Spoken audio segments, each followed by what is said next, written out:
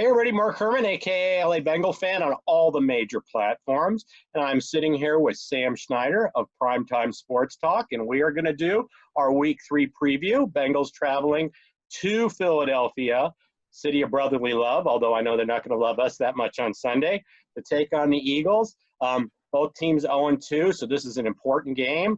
And we're going to break these down just like we do on our recaps with the good and the bad. We're going to do the not feeling so good about and the feeling good about. So as always, we're going to start with the negative, the not feeling so good about.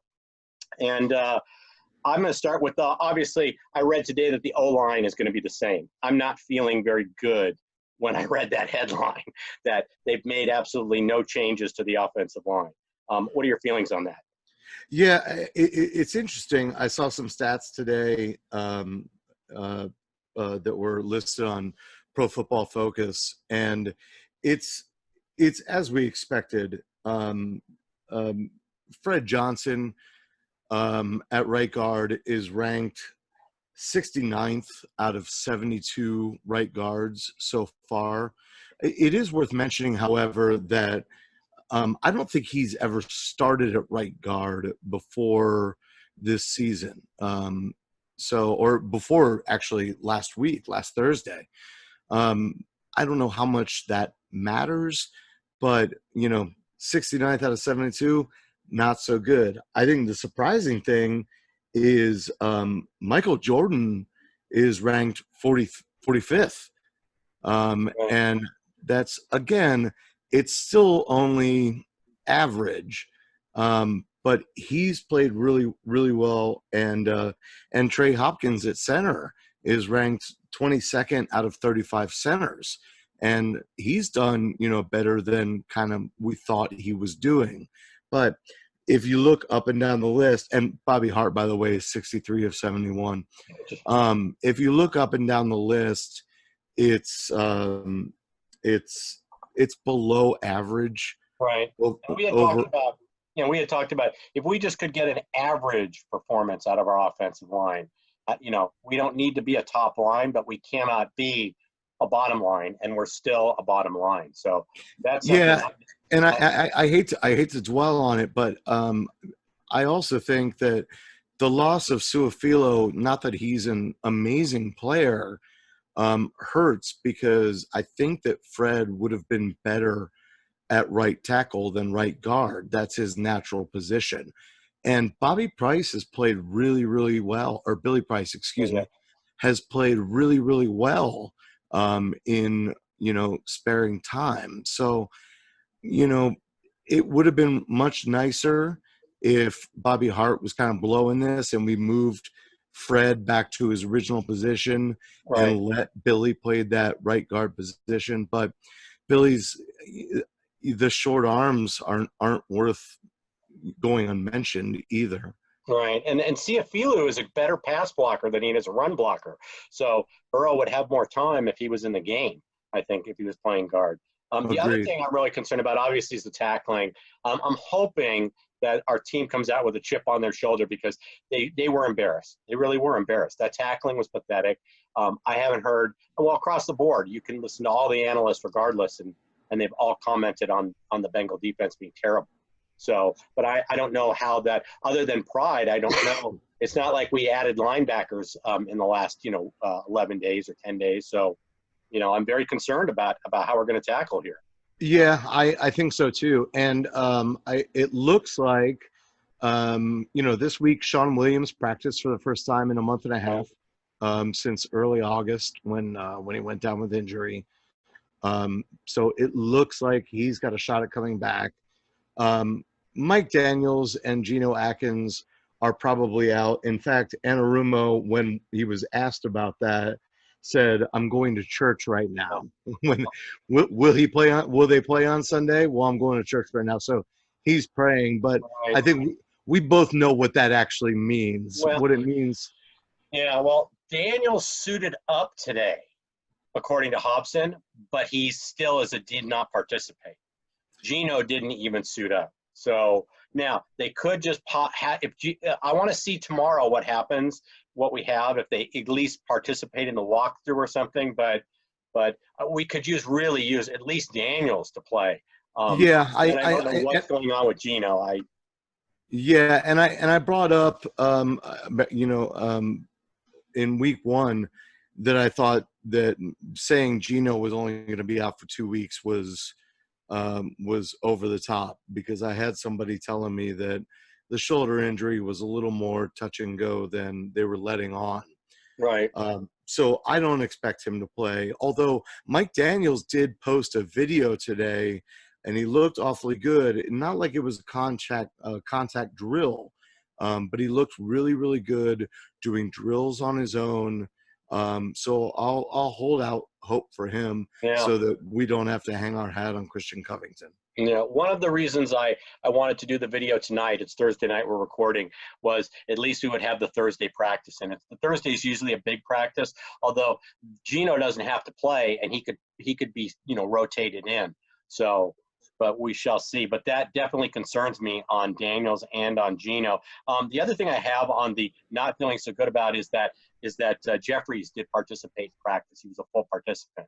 So while they did lose, who was there, Jalen Rieger, Yep. to that thumb, he had, I think, some surgery today. While he's out, Jeffries is back in, which I would like to see as few horses in the stable as possible when you're looking at the opponent. Well, of course, and like you brought up, going into the Cleveland game, Mark, you don't really like to face a team that's just lost or is desperate. And Philadelphia is in the same boat. They are also 0-2. They are expected to do a lot better than the Bengals are. As Bengals fans, we're just looking for good progress. Eagles fans are looking for, a possible NFC East championship, and they're starting 0-2, and they're still in the out. hunt. Yeah, well, but starting out 0-2 is never good. And catching a team at home, I don't care if there's a crowd or not, catching a team at 0-2 at home is never good. I'll also say that, we get really frustrated because we've only had one turnover so far. The Eagles have had none. Eagles have had none through 2 weeks. And I'm not saying Burrow's going to throw an interception. I'm not saying Mixon's going to put it on the ground, but they're going to be trying really, really hard to flip that ball. Right. Yeah. No. And they've got a good coach, so he's going to be feeling the heat. He was Great something coach. else that Florio pointed out today, and this just came to mind when you said that, was Peterson. Was he? Peterson got real testy at his press either today or yesterday, and Florio pointed to that and said, that's not like Peterson. He's feeling the heat. When coaches start, getting really snippy and chippy at their press conferences, midweek, that shows that they're feeling pressure behind the scenes. And that takes me to the last point I had on my not feeling good about was must win for Eagles. I think the Eagles are feeling way more pressure, that we're not expected to do anything. And Zach Taylor's job isn't on the line. This is a process that we're going through, especially with, the rookie QB and the young linebackers. So there's definitely a lot more pressure. And like I said, the Eagles are 0-2, but they're still in the hunt. We're in a division where, a 9-7 team's probably not going to make the playoffs, where the Eagles might win their division at 9-7. That division's so soft. Right. And we came into this season not expecting to win the division. I think the Eagles came in, with Wentz and Miles Sanders, and they did expect to win the division. Yeah. So there, I like from an outside standpoint what Peterson is doing, and I should divulge the information that I used to live in Philadelphia for 9 years before I moved to Los Angeles. So I have a soft spot for him, but of course I'm a Bengals fan. But it goes back to what I said about Burrow and the Dalton comparison. You like to see that edge. You like to see somebody getting testy and see somebody getting angry. So I think, especially in that city, I think Eagles fans are all about Peterson getting a little testy about it. Yeah. Well, what was the famous Mike Schmidt quote? Because I'm a Philly fan. not an Eagles fan, but the old Mike Schmidt quote was, "I have the pleasure of playing for Philadelphia in the evening and the agony of reading about it in the paper the next day." So Yeah, that is the famous quote he used to say. 100% true. Yep. So, and before I forget, I want to give a big shout out to Scott Fisher, who's a buddy of mine on Facebook, huge Bengal fan. He actually has a block of tickets. I don't know how many he got, but he was able to secure some seats. So even though there's going to be limited fans in the stadium, there will be some Bengal fans there because Scott Fisher and some people, are there. And he even offered me a ticket, a couple weeks ago, saying, "Hey, if you're willing to make the trip out, you can go to the game." Obviously, I have other obligations, and I'm not that comfortable flying.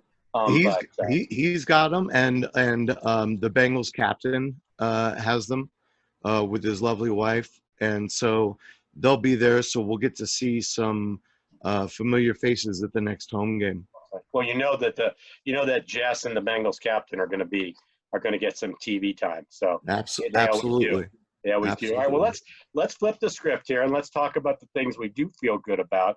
And the first thing I have on my list is Joe Burrow. I mean, I just feel now like we have a chance in any game because we have this guy who's not going to accept defeat, who only knows a winning tradition, who has that chip on his shoulder all the time. Just everything about Joe. So that's one of my positives going into the week is that, we've got Joe. Yeah, I agree with that. And he came out and had a great press conference this week. And I mean, he threw for 300 yards and 3 touchdowns and still said, "I wasn't good enough. We need to make changes. We have a sense of urgency to win." Yeah, so that's my. Also, we already mentioned this, but Sean Williams did practice. He was he was a limited participant, but all indications are, we talked about this. Questionable is the new probable. All indications are Sean Williams returns to the lineup, which helps. And then we can keep our fingers crossed on Daniels or Geno. Maybe they're playing a little shell game. We'll find out. Geno will probably be a game day. I think they probably announce that Sunday morning. I don't think we hear about Geno being, yeah, they won't take their hand till. I don't expect them to, but I like I'd give Mike Daniels a 50-50. Right. I'd give Sean a 75-25. Right. Yeah. So Cox missed practice again today. That's 2 straight days of missed practice for Fletcher Cox. Believe me, if he's not playing, that's a gift. That's part of my feeling good about that because he's the one who's going to go up against Fred Johnson. So, if we can avoid seeing him, that would be a gift. I would definitely like to see that. Also, Rudy Ford missed practice. That's one of their cornerbacks. And I think one of their safeties also did not practice today. Let me see if he was back. The safety. Oh, yeah, Rudy Ford was the safety. I had him down as a corner, but they have him down as a safety. So well, that's the thing, Mark, about Philadelphia. They added all these DBs in the off season, but none of them had a set position, so they rotate them all over the place. Right. So they're doing an okay job, but not an excellent job because half the time they're out of position. I like that you mentioned the line thing because Philadelphia is 21st against the run right now, and I know it's early in the season, but this is the game where you need to get Mixon going. Yes. You really, really got to get him going against a team that showed they have a really hard time stopping the run, and their linebackers played really poorly last week. So if you can make it to the next level, you got a chance to break a big one off. So we've got 2 groups of linebackers that are coming in embarrassed off their last performance, both the Bengals right. and the Eagles. The other thing I had was that they're missing most. We're going to flip on the offensive line. The Eagles, came into the league with the starting offensive line. I think they only have one of the projected starters playing. They may have a couple back because I did see some people did fully practice on their tackles, Johnson and Peters, but they're, like I said, coming back, they have a patchwork line too. So there can be some opportunity for Hubbard and Dunlap to finally show up. We really need them, especially if Daniels isn't playing, but even if Daniels or Reed are playing, we really need them to help out. I really think that Dunlap or Hubbard are going to have an impact this week. I really do. Yeah, I came into this video, and one of the largest points I wanted to make was the defensive ends need to step up, because they didn't have a great game last week, and it's not like they were going against world beaters. And it's not just that I need them to rush the quarterback, but we're going to face a Philadelphia team that's going to run Miles Sanders out there. Right. And when Miles Sanders gets tired, they're going to run Boston Scott out there, and they're going to run a lot of screens. And in Cincinnati, we hate getting beat by the screen. And those guys, whether it's a screen or whether just an outside run, that's where we need those ends to have their heads up and get in and make a tackle. Yeah, we had Lawson. I remember Lawson a couple times last week over pursuing and not containing Baker Mayfield. And Baker Mayfield gets out, and we've got a similar quarterback in Wentz that likes to move around and make things happen. We've got to contain Wentz, and that was another one of my positives. Is Wentz is coming off. He really, really looked terrible last week. Just bad decision making. He's taking a lot of hits, a lot of sacks, and from what I'm reading in what I saw last week, and then what I'm reading is that a lot of them are because he's just holding the ball too long or making poor decisions. And I hope that doesn't change this week. I would like to see the evil Wentz out there who's making mistakes, because we could use every edge we can get. Yeah, I think this is going to be. I really think this is going to be a rushing battle to start, and a passing battle to finish. And Wentz has been bad, but we've seen Wentz when he's really good. And if you're not still a little worried about that as a Bengals fan, then I don't know what you're watching. But Sean Williams being back, Jesse Bates got a chip on his shoulder. Mackenzie Alexander has played well. I like our coverage, but Wentz he can get you if he's got a weapon. Well, we made Baker Mayfield, springboard back into, the news with the game he had. Hopefully we don't do the same for Wentz. And then the other two things I have are both kind of, they're your usual stuff. I mean, we have extra time off, so hopefully we made the most of it. And the other thing is the Taylor McVay connection. I mean, the Rams just did play the Eagles last week. Zach does know the coaching staff of the Rams. Hopefully he can get some intel. I heard who was it? Sims on PFT this morning was talking and saying that he didn't think that mattered because we weren't running the Ram offense, and because McVay did a lot of things to scheme properly to really get the Eagles out of position. Sims was suggesting that there's no way the Bengals can do that because we're not running that offense. But I sure thinks he can pick up the phone and get a few pointers and get some inside intel. So that was the last of the two positives that I had. Well, I'll tell you one thing on that note is that if I'm not mistaken, Tyler Higbee for the Rams had a pretty good game, and even with the injury to Uzama for us last week, after Uzama left the game, Drew Sample got 35% of our targets. That's a pretty big number, considering there wasn't hardly another backup there. They were still running him out on pass plays instead of holding him back in protection. And I know part of that is because we were trailing, but having Ethan Carter in there and having Ethan Carter get 10 days of practice and being able to block might free up Sample. And we've already discussed the Sample and Drew Burrow connection, and that they seem to be friends. And Right. so Drew Sample had 35% of the targets, and he's a sneaky good play in fantasy football this I was week. very, very surprised. Remember, I talked about I had Samples pretty good. It was I had that in my notes because that one-handed grab where he just stuck the bear paw out and pulled it in. He impressed me. So this could Also, be this is a I good mean, week for him to step al- up. also worth noting that, I know part of it is because Higbee had a good game, but Philadelphia is worst in the NFL at defending the tight end through 2 weeks. It's a small sample size, Right. but if you've got Carter back there and he can block adequately and get Sample out into space against those linebackers, that's kind of an interesting thing, both for fantasy and for Bengals fans. Well, I'm hoping, and this is just me hoping, that they've got some kind of scheme to address the offensive line issues. We can get Joe some more time if they can just scheme properly. So maybe that's just a smokescreen. We literally will have the same personnel in on the offensive line, but hopefully we're doing something a little different and mixing it up to try to help Burrow. We've got to help Burrow. Agreed. So, We got to keep getting Billy Price in there in a rotation if Fred Johnson is having a game like he had last week. No. So, all right. Well, let's get down to the predictions here. You want me to go first? Sure, go for it.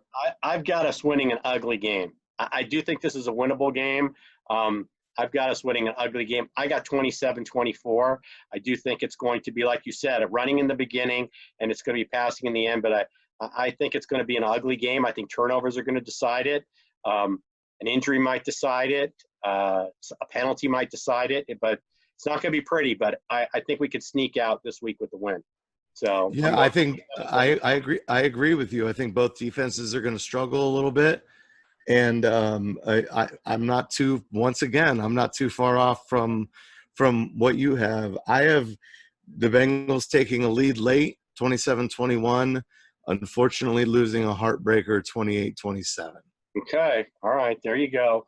So there you have it.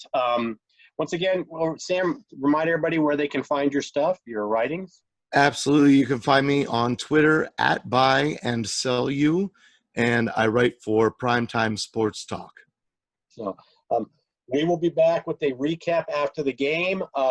If you don't subscribe, please do subscribe to this channel. That's all I ask is that you subscribe. But we will be back with a recap. Hopefully, we'll find out more, and when we see who practices tomorrow. And I'm really keeping my fingers crossed. This is a game we could steal, so I'm really hoping we do. And with that, I'm going to say, hoo day, everybody. Have a good week. Hoo day. Take care.